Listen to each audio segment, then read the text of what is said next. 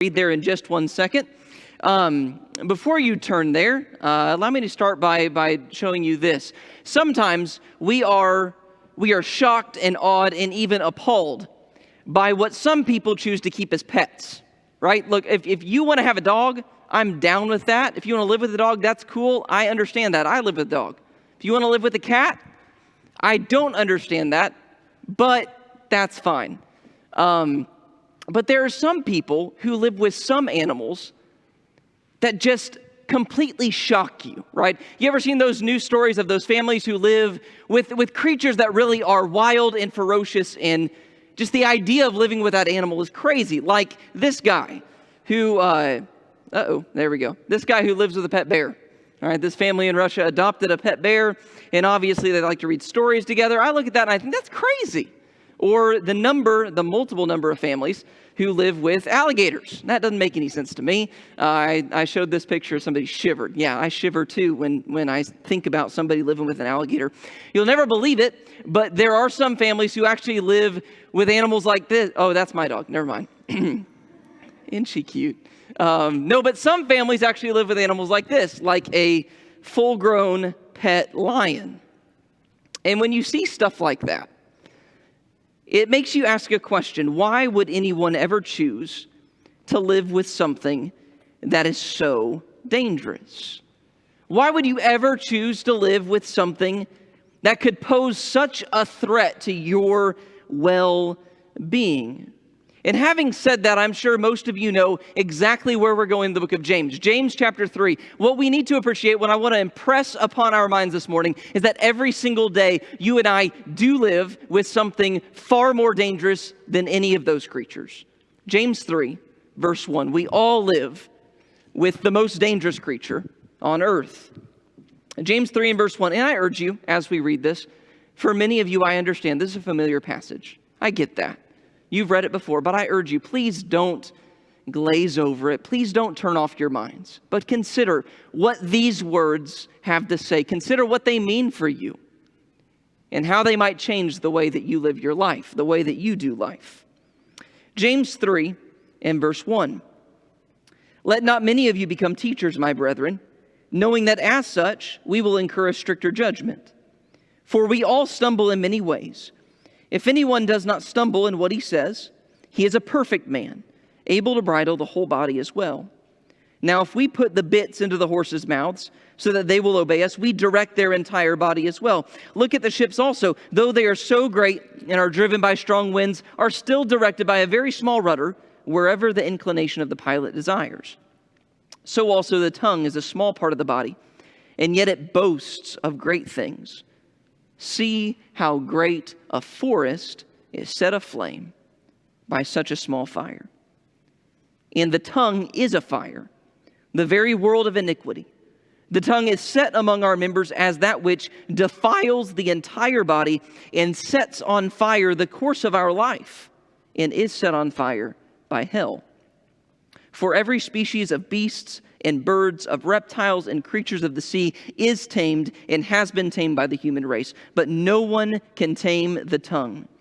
It is a restless evil and full of deadly poison. You know what James is trying to say in those verses? He's trying to say that the tongue is earth's most dangerous creature. And I understand that when I say it that way, it sounds a little dramatic. It sounds like I'm being a little melodramatic. It may even to you sound a little bit corny to say the tongue is Earth's most dangerous creature, right? When somebody says that, you think to yourself, okay, I need to roll my eyes because the preacher is really reaching to make his point here. The tongue is the Earth's most deadly creature, most dangerous creature. And maybe that's why, brothers and sisters, we struggle so much with our tongue. Maybe that's why we make so many mistakes with the way that we talk. Because we underestimate the power of the tongue. Because we underestimate the dangers that come with talking and speaking and communicating. Understand that when James talks about the tongue, he is not being melodramatic. His description doesn't need watering down. It is accurate, and we need to wrap our minds around that. That the tongue is dangerous. And that's not us just being dramatic. Can I really quickly take you through these verses we just read? Really quickly show you what makes the tongue so dangerous. Appreciate this with me, first of all. What makes the tongue so dangerous is that it may be the easiest way for us to sin. It may be the easiest way for us to sin. Look at what James says in James 3 and verse 2. Read that again with me. He says, we all stumble in many ways. If anyone does not stumble in what he says, he is a perfect man, able to bridle the whole body as well. And what we can infer from that is what James is saying is the tongue is the hardest part of our body to control, which means that it is the easiest way, the most persuasive, the most pervasive way that Satan can lead us into sin. Consider how many different ways you can sin with your tongue. The list goes on and on and on. Just consider how many different ways things can go off the rails when we're talking. Lying, deception, gossip, slander, filthy language, filthy jokes, contentious speech, abusing and tearing down others, flattery, disrespect for authority, using God's name in vain. How many different ways are there for us to get off track when we're speaking, when we're using our words? You know, you think about that list we just said. Think about how many of us are guilty and have been guilty at some point of every single one of those things. It's easy to sin with the tongue. And not only because there are so many ways to sin, but because it happens so quickly, doesn't it? This is not one of those sins, one of those problems that requires premeditation, right? It can happen in an instant, in a flash, like lightning. How long does it take you in a moment of frustration to start going off on your spouse or your kids? How long does that take? Man, that happens in a minute. How long does it take you to decide to let a lie fly, to get yourself out of a tough situation? That happens in an instant, doesn't it? How fast does it take? Or how long does it take before in a moment of quarreling, in a moment of strife, you start saying things that are unhelpful, that make the matter worse, rather than bringing peace? How long does that take? Not very long at all. We need to appreciate that the tongue is dangerous because it may be the easiest way for the devil to lead us into sin. But also for this reason, the tongue is so dangerous because it has extraordinary power. And this is something that we can't afford to underestimate. We can't afford to underestimate just how powerful the tongue is. That's what James is getting at in verses 3 through 5. Read that again with me. Now, if we put the bits into the horses' mouths so that they will obey us, we direct their entire body as well. Look at the ships also. Though they are so great and are driven by strong winds, are still directed by a very small rudder wherever the inclination of the pilot desires. So also the tongue is a small part of the body, and yet it boasts of great things. See how great a forest is set aflame by such a small fire. And so in those verses, James introduces us to three things that are small, but that pack a powerful punch. Three things that people might underestimate, but really do make a huge difference, like a tiny piece of metal in a horse's mouth that enables you to guide that powerful animal, like a tiny little rudder put on a ship that directs the entire direction of the ship, or a tiny little flame that is set in a forest that can end up consuming the entire forest. He said, your words are like that. Your words are powerful, much more powerful, brothers and sisters, than we give them credit for. And not just powerful in the way that they can sometimes cause us to sin by the words that we say, but also powerful in the effect that they have in the people who listen to us. There's extraordinary power in the way that my words affect the people who listen to me. My words change people. My words move people. My words can alter everything about the way a person sees the world, about the way a person sees a relationship, about the way a person sees themselves. My words have tremendous influence and power on others. There's a psychologist who actually studied the impact of words on human behavior. His name was John Bargh, and a couple decades ago, it might have been 2 decades ago, sometime in the late 90s, he did an experiment in New York with a bunch of college students.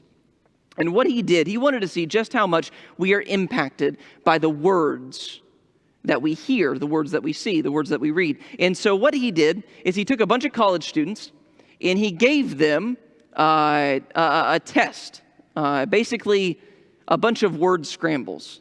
Now, I described this well in the first hour. I'm not sure if I'm going to do it well this time. You know what a word scramble is, right? Where you have a word and it's supposed to spell something, but all the words are mixed up, and the goal of the scramble is you got to unscramble the words to spell the word correctly. Not if you understand. If you don't, we'll just get out of here.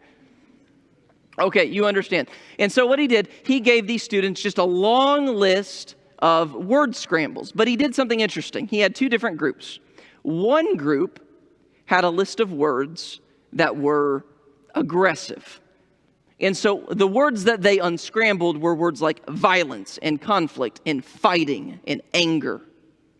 The second group had words that were more peaceful, like calm and content and nice. And those were the kind of words that they unscrambled. Now, long story short, I won't take you through how they discovered all of this because that would take forever. But long story short, what John Bargh found was the kind of words that you unscrambled had a noticeable effect on how you behaved. Think about that. Think about that for a second. That just based on the words that I'm unscrambling in a sociologist's test can have an impact on how I behave. The kids who unscrambled the aggressive words proved to be more aggressive when they got done with their test. The more passive words, they proved to be more passive when they went out and they lived in the real world. Words have enormous power. If something so indirect as the words I'm unscrambling on a test, if something so indirect can influence the way that I behave, what shall we say about the words that we directly speak to people? How much power do those words have? Brothers and sisters, we need to appreciate the power of our words. We need to appreciate the difference they make. When we say things like, you're stupid. When we say things like, I hate you. When we say things like, you're useless. If something so indirect as a word scramble can affect behavior, how much more do those words affect us and affect those who hear them? We need to think about the power of our words when we're tempted to tell that edgy joke that we wouldn't say in other company, but maybe in this company. We need to think about the power of our words when our spouse or our kids hear our constant complaining, our constant criticism, our constant judgment of others. If something so indirect as a word scramble can influence the way that we behave, how much more will those words directly spoken impact the way that those we love behave? We need to make sure that we appreciate how much power our words have, not just in influencing my relationship with God, but influencing those that I love, those that I speak to, those that I see and directly talk to. It has tremendous power. Tremendous power. And consider this with me, thirdly. What makes the tongue so dangerous is that it defiles us and it can set our lives on fire. That's what James says in James 3 and verse 6. Read that again with me. He says, and the tongue is a fire, the very world of iniquity. The tongue is set among our members as that which defiles the entire body and sets on fire the course of our life and is set on fire by hell. He says the tongue is a fire. And one thing that the tongue can do is it can defile your body. And Jesus hinted at that. No, he didn't hint at that. He blatantly said it in Matthew 15 and verse 11 when he said this, it is not what enters into the mouth that defiles the man, but that which proceeds out of the mouth, this defiles the man. And so we have to understand, brothers and sisters, that our tongue, the words we choose, can make us unholy. Very quickly, very easily, my speech, my talking can ruin my relationship with God. It can take me who's striving for holiness and sanctity to become unholy and displeasing in the eyes of God. And this is less important, but it is important to say that not only can it defile you spiritually, but your words can also destroy your life. And that's what James is talking about when he talks about how it sets on fire the course of our life. that it can destroy our future. It can destroy our relationships. It can just burn everything down if we don't try to rein it in.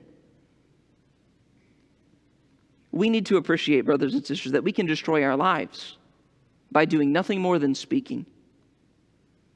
I can destroy my relationship with my children. I can destroy my relationship with my spouse. I can destroy my relationship with my friends, with my family, with my church family by nothing more than the words that I choose. I can ruin my financial stability. I can even put in danger my physical life just by the words that I choose. James says it can set on fire the course of our lives. Do you appreciate that?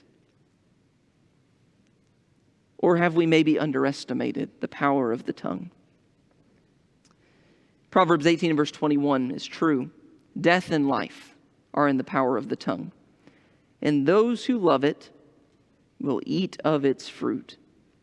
We have to appreciate, brothers and sisters, that the tongue, talking, is a dangerous thing.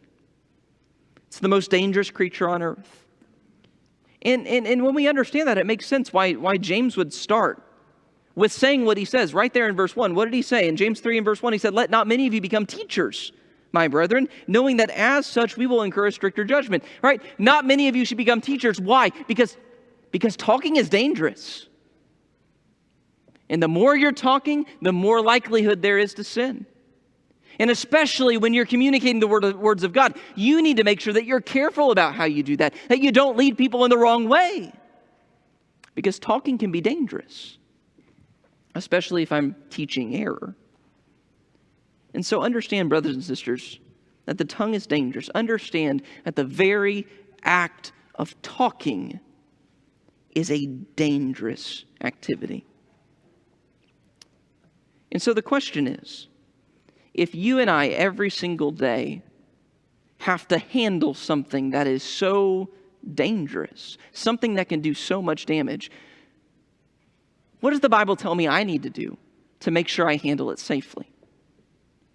And so that's the question we're going to ask as we bring this lesson to a close. What do I need to do to make sure I handle my tongue, my talking, with care? To make sure that it doesn't do the damage that it can do? To make sure it doesn't destroy like we know it is capable of? Let me give you three things. Three things you need to do to make sure you handle your talking, your tongue safely. Three things that James tells us in the following verses. And that starts with this. If I'm going to make sure that I handle my tongue safely, that starts with a realization. I need to realize that my tongue will never be tame. Okay? I need to realize that my tongue will never be tame. Notice what James says. James 3 in verse 7. He says this, "For every species of beasts and birds, of reptiles and creatures of the sea is tamed and has been tamed by the human race, but no one can tame the tongue. It is a restless evil and full of deadly poison."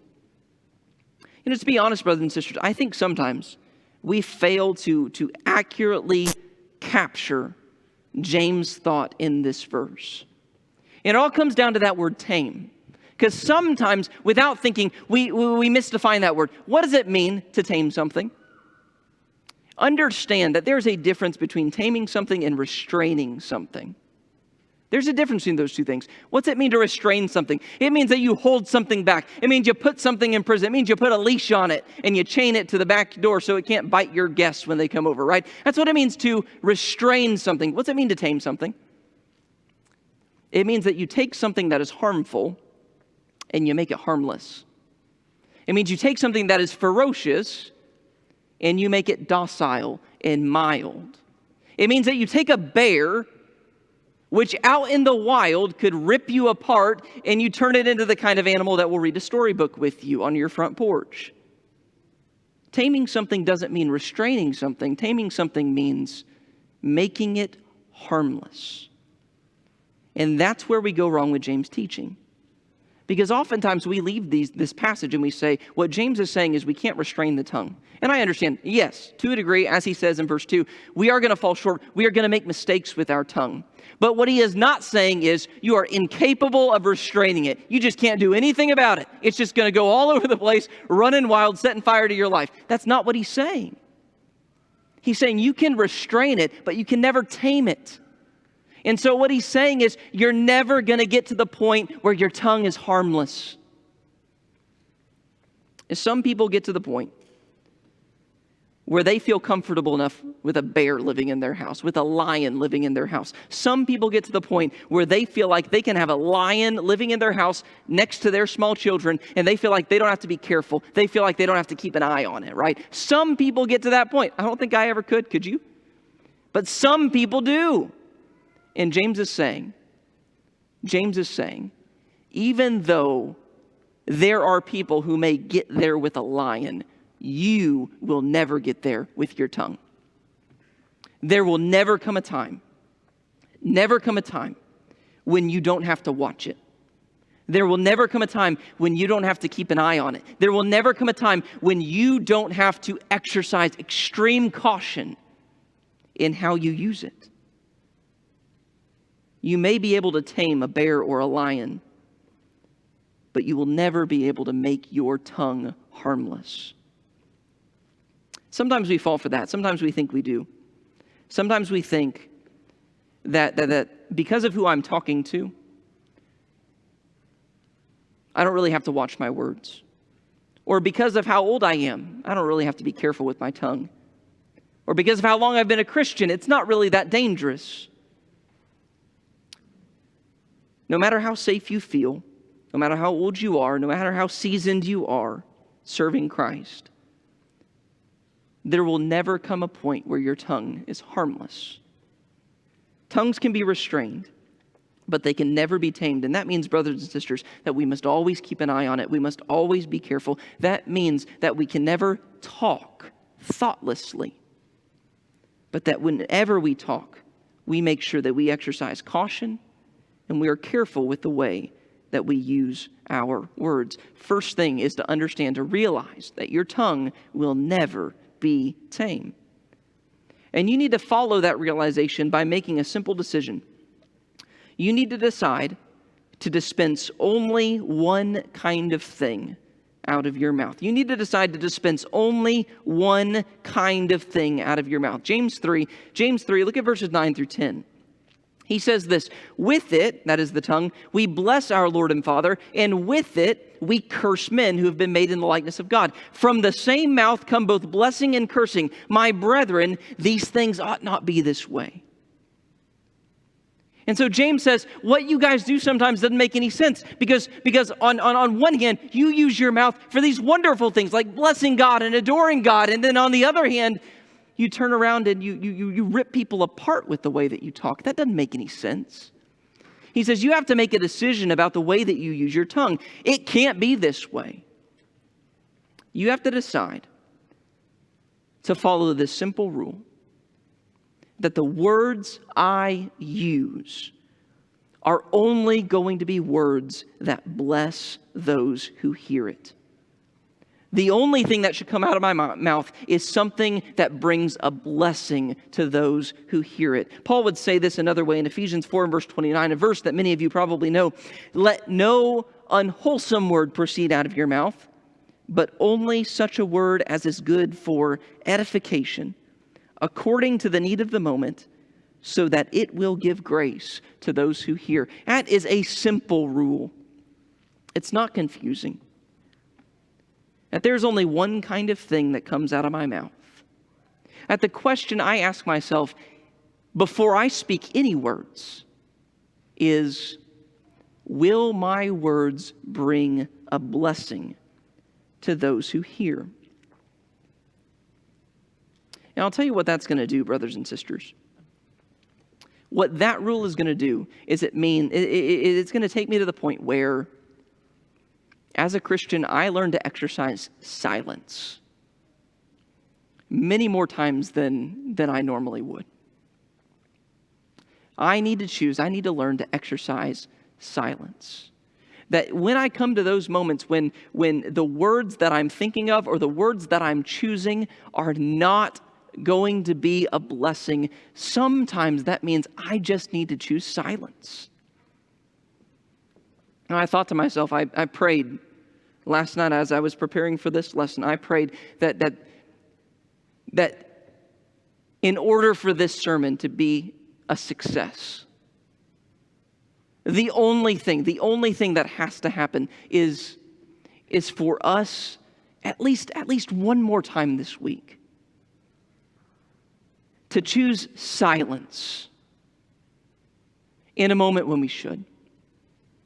To choose to not pour out everything that I'm thinking so that somebody could hear it, but just one more time choose to keep my mouth shut and not to multiply words and just to be silent. Sometimes that's what I have to do in order to make sure that the only words that come out of my mouth are words that bless. Can you do that this week?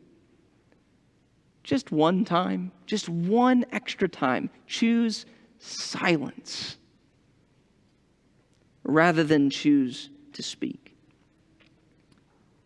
If I want to handle my tongue with care, then I'm going to make a decision to dispense only one kind of thing from my mouth, that which blesses those who hear.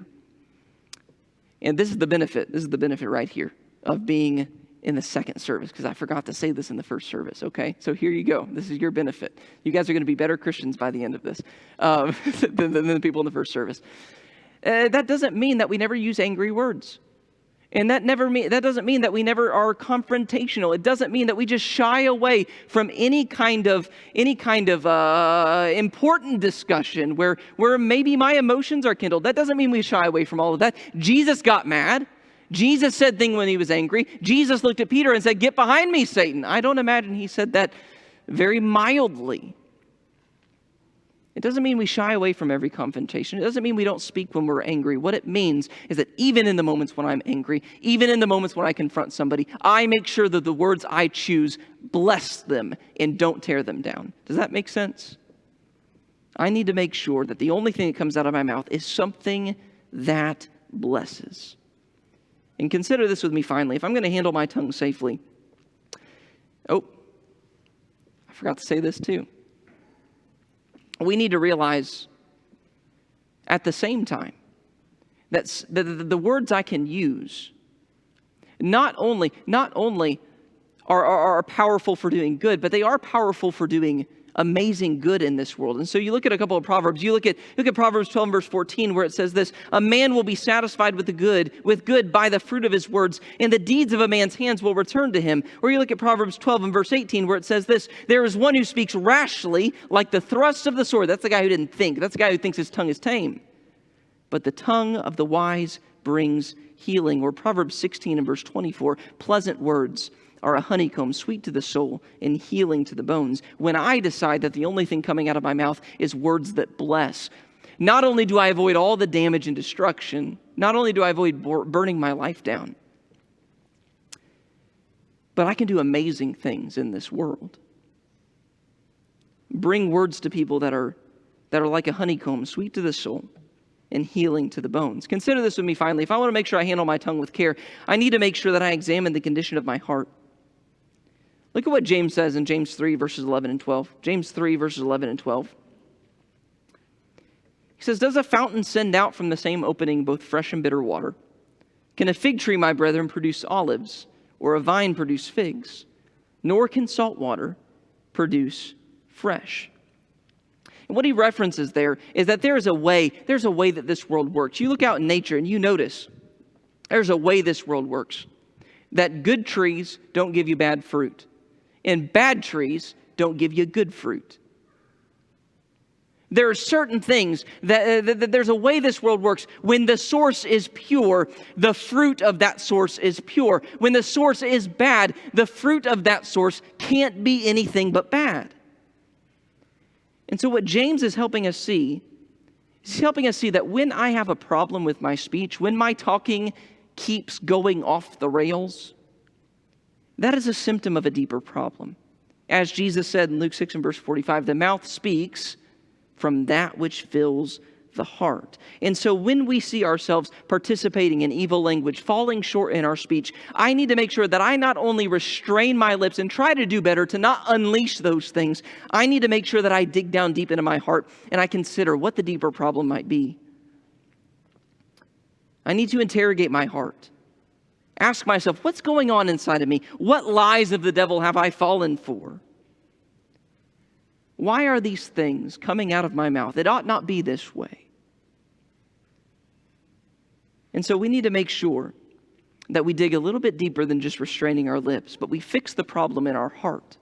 We fix ourselves from the inside out.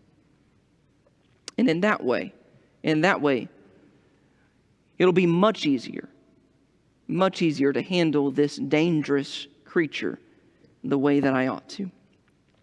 You know, brothers and sisters, when I consider the dangers of the tongue, I am amazed by Jesus, aren't you? He bridled the tongue perfectly. Think about that. He never told a lie. He never gossiped. Imagine that. Never slandered. Never spoke a single word that did not edify. And what I need to understand is that if I'm going to call myself his disciple, then I can't just walk the way he walked. I have to talk the way he talked. The way that I use my words is part of walking with him. I can't just sit back and just do the actions with my hands and my feet that are required of a Christian. I have to make sure I don't neglect making sure that my speech is right too. If I say that I'm going to walk with Jesus, then I need to talk like Jesus. And the best part about that is that because Jesus always spoke perfectly, his words become the words that bless all of mankind. His words are the words that lead to eternal life. And when we talk like he talked, our words will bless all the nations as well. The most important way that his words bless the nations is by showing us the way to salvation. And I need to let you know this morning what Jesus' words are regarding salvation. He told us that if we believe that Jesus Christ is the Son of God, that if we're willing to repent and turn away from the life that we've lived, the sins that we've committed that caused him to go to the cross in the first place, if I'm willing to confess my belief in him in front of men, then I can be baptized in water, die to my old self, and rise to walk a new creature, a child of his, destined for eternity. And if you have not done that, you need to know those are the words that lead to eternal life. That's what Jesus taught. That's what the Bible teaches. And if you have that need, we invite you to let us know. Let us know, and we'll make sure that need is met today.